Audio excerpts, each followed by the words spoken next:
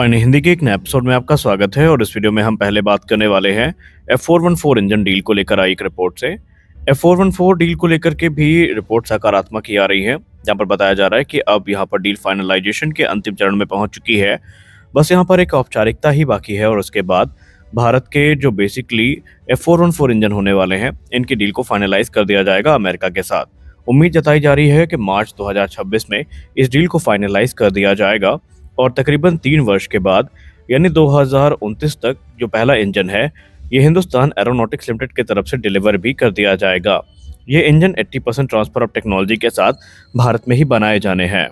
हालांकि एक तरफ जहां भारत इस डील को क्लियर करने के काफी नजदीक पहुंच चुका है, तो वहीं दूसरी तरफ इसको लेकर जो विरोध की प्रक्रिया है, ये भी काफी देखी गई है। लोगों का मानना है कि अगर हम सही मायने में आत्मनिर्भरता को प्राप्त करना चाहते हैं, तो हम एक बार फिर से अमेरिकी ट्रैप में क्यों जा रहे हैं? क्यों आखिरकार हम यहाँ पर एक जो F414 इंजन है, इनकी डील को फाइनलाइज कर दशकों तक अमेरिका के रहमो करम पर टिके रहना चाहते हैं? देखिए, बात सही है, लोगों का कहना गलत नहीं है, लेकिन हमें भारतीय वायुसेना की स्थिति को समझना होगा। देखिए, अगर आप ये मान के चलते हैं कि भारत तत्काल तौर पर कोई इंजन रिप्लेसमेंट ऑप्शन ढूंढ लेगा, तो शायद हम एक गलतफहमी में जी रहे हैं, क्योंकि आपको भी पता है कि ये काम इतना आसान नहीं होता। पहली बात तो आपको एक सूटेबल इंजन ढूंढना पड़ेगा। दूसरी बात, आपको एक बार फिर से तेजस मार्क 2 को उसके हिसाब से रीडिजाइन करना पड़ेगा। भले ये चीज़ें आपको सुनने में आसान लगती हो कि हम माइनर मॉडिफिकेशन ही तो करनी है, हम वो तो कर ही लेंगे, लेकिन आपको पता होना चाहिए कि माइनर मॉडिफिकेशन भी यहाँ पर एयरक्राफ्ट के दृष्टिकोण से हो रही है और इसके लिए हमें पूरा रीवैलिडेशन टेस्ट आयोजित करना पड़ेगा। हमें एक बार फिर से उस चरणबद्ध प्रक्रिया को फॉलो करना पड़ेगा, जो कि काफ़ी लेंदी होती है और ये भारतीय वायुसेना के दृष्टिकोण से बिल्कुल भी सही नहीं है।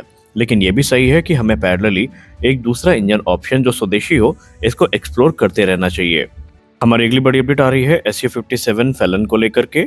देखिए, यहाँ पर MRFA को लेकर जब से रिपोर्ट आना शुरू हुई है, ऑलमोस्ट डन है कि 114 राफेल आ रहे हैं। उसके बाद से Su-57 के भविष्य और Su-57 के ऑफर्स को लेकर बहुत सारी जो बातचीत है, वो डिफेंस के गलियारे में चल रही है। यहाँ पर डिफेंस एनालिस्ट काफ़ी सीनियर जो हैं और भारतीय वायुसेना के पूर्व अधिकारियों ने मीडिया में आकर एक चीज़ क्लियर कर दी है कि MRFA और Su-57 दोनों अलग प्रोग्राम हैं। भारतीय वायुसेना एक राफेल को Su-57 के अल्टरनेटिव के तौर पर नहीं देख रही है, बल्कि भारतीय वायुसेना दोनों प्रोग्राम्स को पैरेलली लेकर आगे बढ़ रही है। यानी एक तरफ जहां राफेल फाइटर्स को लेकर भारतीय वायुसेना ऑलमोस्ट कंफर्म है कि उन्हें 114 की संख्या में ये फाइटर्स चाहिए, जहां पर F4 और F5 स्टैंडर्ड की जो मिक्स्ड फ्लीट है, वो देखने को मिलने वाली है। तो वहीं इसके उलट भारतीय वायुसेना 5th जनरेशन ऑप्शंस को भी एक्सप्लोर कर रही है।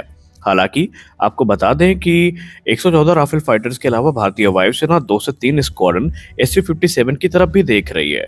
लेकिन बस वही एक चीज़ आ जाती है सामने कि क्या हमारे पास बजट इतना है कि हम 2 बड़े प्रोग्राम्स को पैरेलली एग्जीक्यूट कर सकें? क्योंकि ऑलरेडी राफेल जो इतनी बड़ी डील होने वाली है, इसके बाद तेजस मार्क 2 के भविष्य पे ही प्रश्न उठना शुरू हो गया है कि भारत इन चीज़ों को कैसे मैनेज करेगा। तो सवाल यही उठता है कि अगर हम Su-57 को भी इसमें इंक्लूड कर लेते हैं, तो फिर ये चीज़ें हमारे लिए और लेंदी हो सकती है। खैर, इसके लिए हमें भविष्य का इंतज़ार करना पड़ेगा। भविष्य ही हमारे बहुत सारे कन्फ्यूजन्स का उत्तर लेकर आने वाला है। क्या आपको लगता है भारतीय वायुसेना के लिए 114 राफेल फाइटर्स और फिर Su-57 को पैरेलली लेकर चलना आसान होगा? क्या ये हमारे बजट में होगा? आप इसको लेकर क्या सोचते हैं? कमेंट सेक्शन में ज़रूर बताएं। देखिए, भारतीय वायुसेना यहाँ पर अपना उद्देश्य को लेकर क्लियर है कि जल्दी से जल्दी उन्हें ज़्यादा से ज़्यादा संख्या में एडवांस फाइटर्स चाहिए, क्योंकि ऑलरेडी वो काफ़ी कम स्क्वाड्रन स्ट्रेंथ में आ चुकी हैं और अब वो कोई भी रिस्क नहीं लेना चाहती। एक तरफ जहां भारतीय वायुसेना के लिए फाइटर जेट्स को खरीदे जाने की प्रक्रिया की शुरुआत हुई है, तो वहीं भारतीय वायुसेना अपनी जो करंट फ्लीट है, इसकी फायर पावर को कैसे बढ़ाया जा सकता है, कैसे इसमें एडवांस म्यूनिशंस को ऐड किया जा सकता है, इनकी संभावनाओं को एक्सप्लोर करने में लगी है। भारतीय वायुसेना को लेकर हाल ही में एक रिपोर्ट सामने आई है, जहां पर बताया जा रहा है कि भारतीय वायुसेना अपने सुखोई 30 AMKI का पूरी तरीके से कायाकल्प करने वाली है।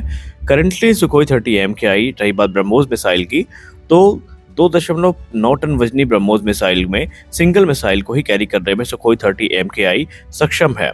लेकिन ब्रह्मोस NG के केस में भारतीय वायुसेना काफ़ी कॉन्फिडेंट नजर आती है और भारतीय वायुसेना ने ऑलमोस्ट ये कंफर्म कर दिया है कि एक सुखोई 30 AMKI में तकरीबन 1.2 टन वजनी जो ब्रह्मोस NG मिसाइल होने वाली हैं, ये 5 की संख्या में कैरी की जा सकती हैं।